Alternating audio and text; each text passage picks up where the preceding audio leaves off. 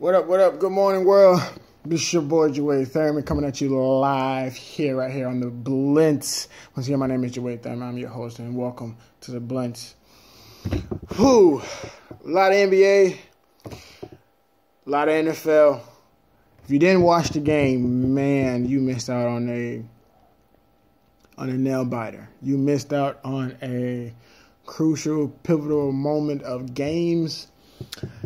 And man, it was one of those games where you was on the edge of your seat, couch, holding on either to your beer or hot dog or wing or whatever you was doing. It was an amazing game. I'm gonna just go ahead and read off the scores from basketball first before I dive deep into my intellectual skills of the NBA and what I processed watching the game from start to finish. So let's get right back into it. Trailblazers, Boston. Boston 1-point win over the Trailblazers, 97-96. The Knicks fall short, 104-109 to the Bucks. The Hawks 99 over the New York Knicks, 96. Grizzlies fall 86-101 over the Raptors. OKC falls short, 104-108 over the Los Angeles Lakers. And the Hornets hold on to a 5-point lead over the Suns, 115-110. The big story in the NBA is what is going on with, I don't know if you guys saw it, but LeBron said that they want to be taken off of, or should be taken off of TV time, national TV time. And when the so-called best player in the league says they should, or maybe they should think about taking him off, then it's either a disappointment to LeBron or it's a disappointment to the fans that are booing all of a sudden. Let's just do this real quick. You lost Kevin Love for about 6 weeks. So you lose roughly anywhere. It depends on what kind of night Kevin Love will be having. But you lose anywhere between 15 and 24 points. You lose anywhere between 6 or 12 rebounds. You lose anywhere between 1 or 4 assists. So right there, you already lost all of that with losing out of Kevin Love. And now LeBron says no more national TV. Is that saying that they're not good enough to be on TV anymore? Well, they've blown a 16-point lead, a 22-point lead. They've lost to teams they should have blown out. This season for these Cleveland Cavaliers, should be the old Cavaliers because they are the oldest team in the league. And now you don't want TV time. Well, what will be next, LeBron? What do you want next? What is next for the Cleveland Cavaliers? You got rid of a head coach in the midst of an NBA Finals. You put Tyronn Lue in, who, if you guys don't remember, Tyronn Lue is the guy who got crossed over by Allen Iverson back in the day. Yeah, that's him. And now he's your interim head coach. And now you can't even get a head coach that could be an interim head coach in Cleveland because, one, who wants to coach Cleveland Cavaliers the next season if the possibility of you won't have LeBron?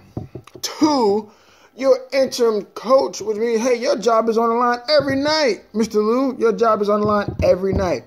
And you're not coaching your team. LeBron is coaching your team. You're not telling your athletes what to do. LeBron is telling his players what to do.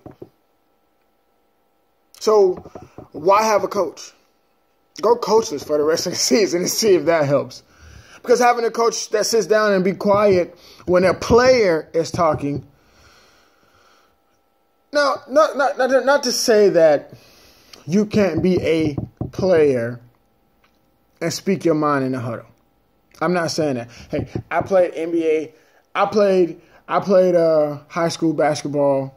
I see the NBA. I played high school basketball. I did a lot of talking in my huddle. But my job was still to listen to my high school coach. No matter if I agreed or disagreed with it, I had to listen because he knew what was best for the team. I may have sparked some interest against my teammates, but what LeBron is doing, he's not sparking interest. He's not doing that fire thing a leader should do. He's doing the opposite of that. He's gone under the word under, beyond, or disbelief, whatever you want to use, to saying that I'm going to be what I want to be and y'all going to have to follow suit. No. If you don't want any more national TV time, LeBron, sit out the rest of the year. If you, LeBron, don't want to see the Cleveland Cavaliers on national TV, go to another team. If you, LeBron, is going to walk over your teammates before having a discussion with them, you're not looking for a team. You're not looking for a teammate. You're looking for a team that you can manipulate.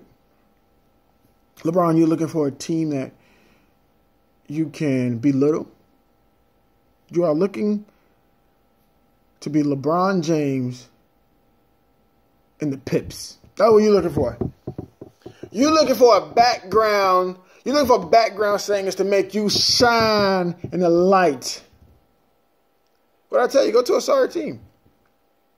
Go to Brooklyn.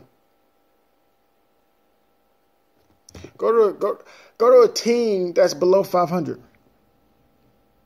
Go to a team that says, "Oh, I got LeBron on my team, so let me listen to him, and maybe he can get me here, so I know what I'm going." Go to a team under 500. Go to Brooklyn. Who else is under 500? It's about the only team I know probably. Go to Brooklyn. Go to LA like you want to do. You can't push over everybody in the league, LeBron. You can't. GMs, maybe, because they want you on their team. A signature on a contract of LeBron is, look, if I don't even make it to the playoffs this year, I can sign LeBron. I may make it to a conference championship or even the NBA Finals.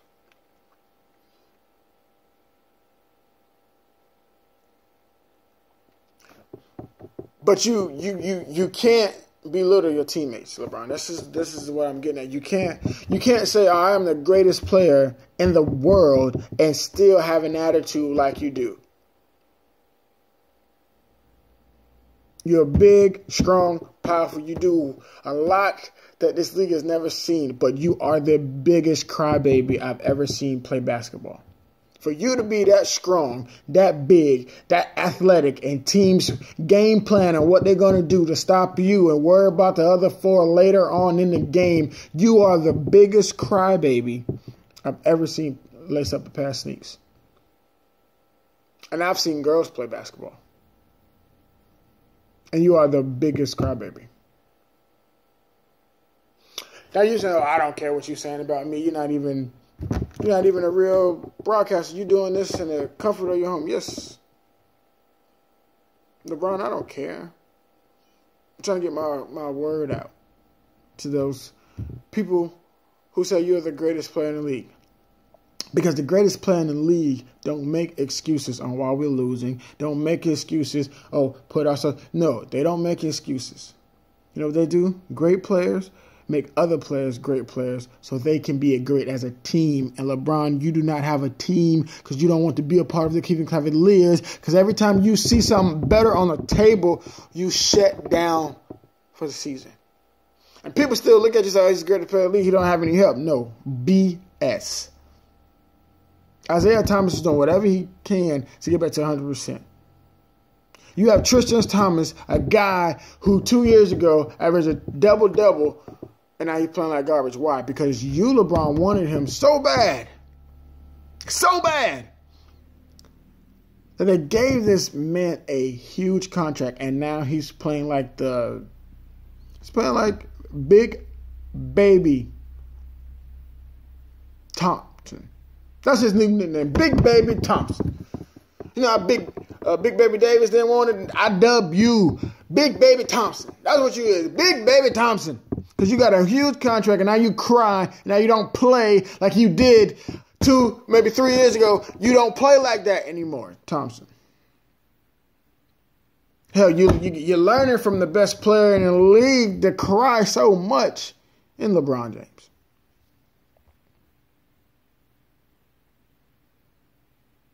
So, what are they going to do? My prediction is they make it to the playoffs. They won't last the second round. Last into the second round. But they play a team that says, oh, we got these guys on the ropes. They're scared. You won't make it. And your dream of capturing another championship ring, LeBron, goes down the drain, and you go flying in your car or going in your car, throwing your jersey off, throwing it up to the fans. Every time you get pissed off or you get mad or whatever have you, you throw your jersey off and you find another team. You did it in Miami. You did it in Cleveland. Now you're going to do it again in Cleveland. They're going to burn your jersey. They're going to throw it in the trash. You're going to have the worst sale in Cleveland of jerseys. Everybody who has a Cleveland Cavaliers jersey, they're going to throw it away because you are disappointed in them again by saying you're going to sit down with 5 other teams, and one of those teams being Golden State Warriors. I don't see it happening, but who knows? I don't see it happening, but who knows? Maybe the world will come to an end and everybody will be happy, but that's not the world we live in. LeBron, I'm telling you, it's not the world we live in, bro. Because if we lived in a world where everything was all gravy and golden, everybody have a gold BMW and big mansion on the lake somewhere. Any state they chose, but it's not. But you are LeBron James, I give you that. You make the impossible possible. Maybe you go to Golden State. Maybe they want you back down in Miami. Maybe you go team up with Durant. I won't like it. Sales will be down. Nobody be interested. Hell, a lot of people ain't even interested in the NBA now because you got one side of the conference dominating, and the other side is looking for picks. And you know the one team in the NBA that's neutral, that should be on more TV in the U.S., but they're not? Want me to tell you who that is? Let me tell you who that is. Ladies and gentlemen, that's Toronto. Toronto is playing great basketball right now, and they don't get no national coverage games unless they play a team like Golden State or LeBron James in the Cleveland Cavaliers. But they are dominating right now. Kyle Lowry and Ibaka, Jonas, DeMar DeRozan. Those boys are playing like they want to go all the way. And they just might. Because their biggest challenge up until every playoff for the past three or 4 years or so has been the Cleveland Cavaliers. But now it looks like it's on the foot that Cleveland Cavaliers' biggest challenge may be the Toronto Raptors, ladies and gentlemen. Hi, if you're just joining me, my name is Wade Thurman. If you're a first-time viewer, thank you. Don't forget to like, subscribe, comment below, whatever you want to do. Share it with your Facebook friends. Share it on your wall. Tell your friends to watch. Come on, get it out there. Ladies and gentlemen, this is the show. This is the Blitz, and I'm your host, Wade Thurman. Now, Father Time is undefeated.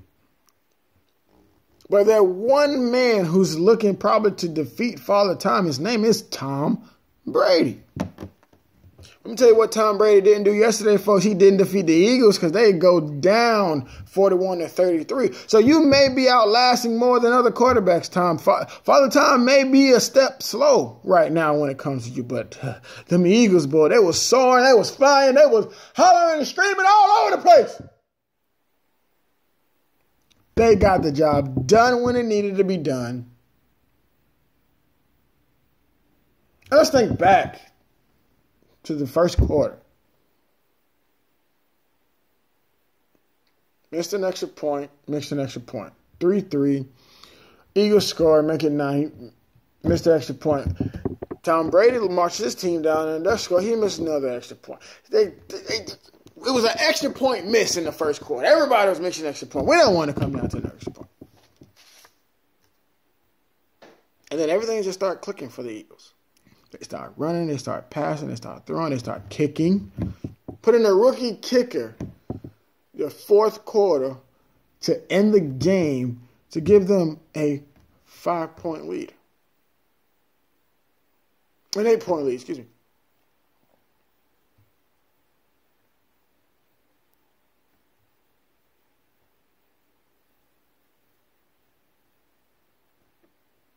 An 8-point lead. A rookie kicker. Probably was more nervous than a hooker in church. But he made it. Now, I do send my prayers out to Mr. B. Cooks. He got hit hard in the first half of that game. He did not return. So I hope you are recovering very well. It's a scary moment to see somebody get hit, but it's also a scarier moment when you don't see the hit coming.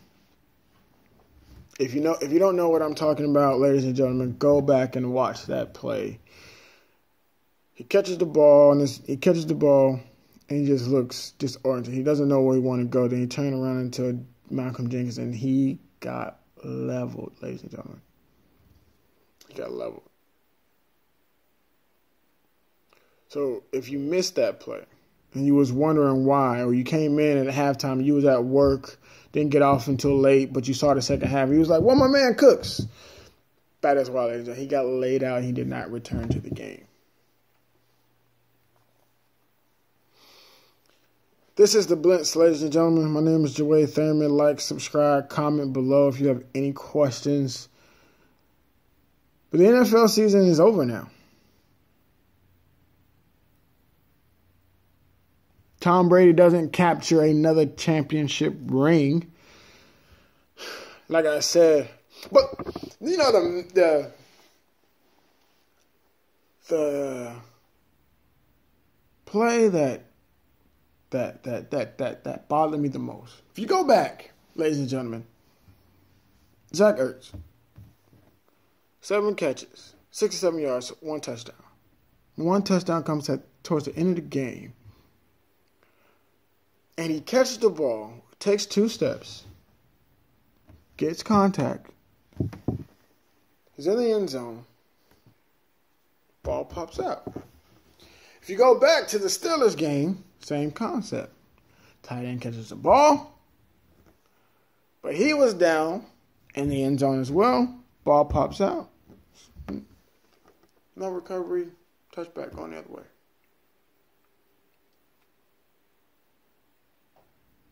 Now, it's something about these NFL officials in the league on certain plays. If you make a play, if you make a catch, ladies and gentlemen, if you take 2 steps, you are now an eligible runner. Now, if you take a runner's move, if you do anything of a runner, you are eligible to get hit. Quarterbacks, once they get past the line of scrimmage and they're going to run the ball, they're going to take a hit they're going to take a hit like they are running back. And they went under that. They reviewed it, and it didn't get overturned. He scored that touchdown, but the same play happened in Pittsburgh. So I always wanted to do a little extra for my Pittsburgh fan and say, yes, you guys did get screwed, because if you watched last night, they tried to do the same thing with the Eagles. And then they tried to do the same thing with Clement too. He had 4 receptions, 100 yards, 1 touchdown. But let me go back up to my guy Nick Folks. Nick Folks comes in to replace Carson Wentz. in a game that the Eagles already winning. Everybody on the Eagles, the season may be over. Even I said it because it was Nick Folks and not Carson Wentz. But then he wins. Then he wins it again. Then he's in the Super Bowl and he wins again. Super Bowl stats were amazing. He finished 28 of 43, 373 yards, 3 touchdowns, and 1 interception. And you're saying, God, it's Nick Folks.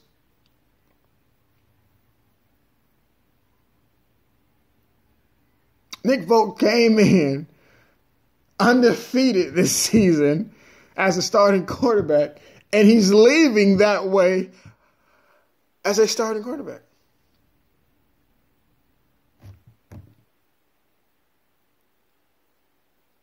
Let's think about that. Tom Brady may be the greatest quarterback who ever lived. But he may be leaving the Patriots, not a Super Bowl champion, like he dreamed.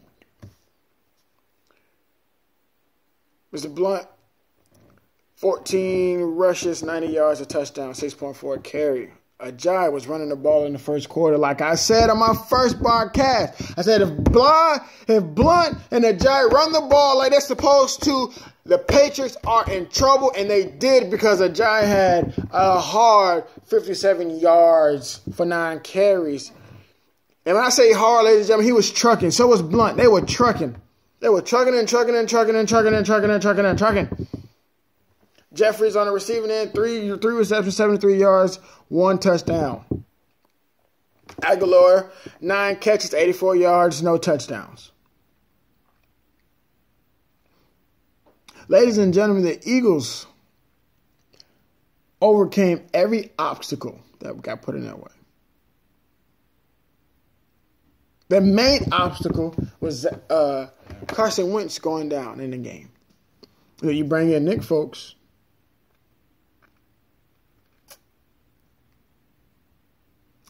And he wins against the greatest quarterback to ever lace up a pair of cleats. He beats Tom Brady. Like I said, the score was 41-33, 8-point lead. And he got it done. All the doubters out there who say he couldn't do it, he shut their mouths. All the naysayers kicked him to the curb. All that blasphemy he got, toned it out. You can't beat Tom. Tom is the greatest. I'm going with the Patriots. Patriots Nation. He's going to get a 6 and retire. Well, guess what? He got to wait another year if he comes back. But I guarantee you, he may not be in a Patriots uniform. He may not be in a Patriots uniform. Ladies and gentlemen, welcome to this episode of The Blitz. My name is Joey Thurman. I'll be your host. Like, subscribe, follow, comment below if you got anything to say. Let's go on the other side of that football, ladies and gentlemen. We're talking about Super Bowl recap. If you missed it, I am so sorry. 41-33 in favor of the Eagles. Tom Brady had a great game, though. He did. 28 of 48, 500, threw over for 500 yards and 3 touchdowns. He had a great game.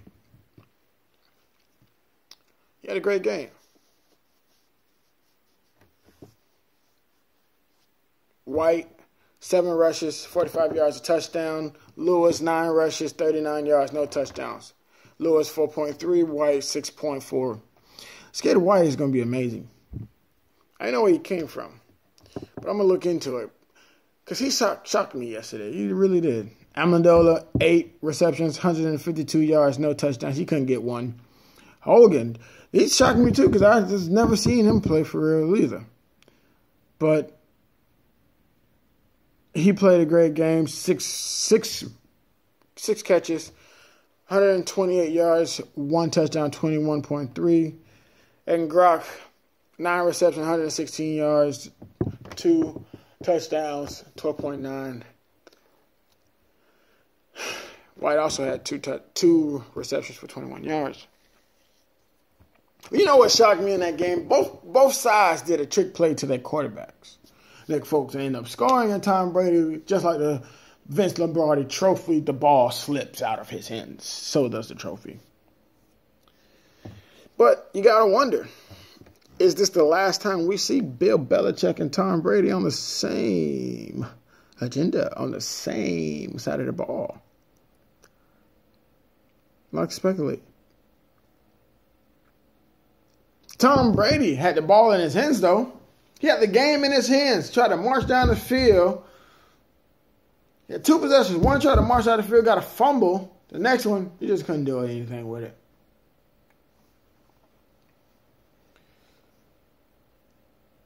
Ladies and gentlemen, this has been a great NFL season.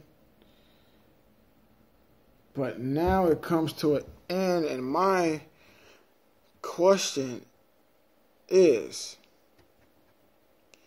I would like all my people to comment. If you see this video, comment below. Where is Nick Foles best?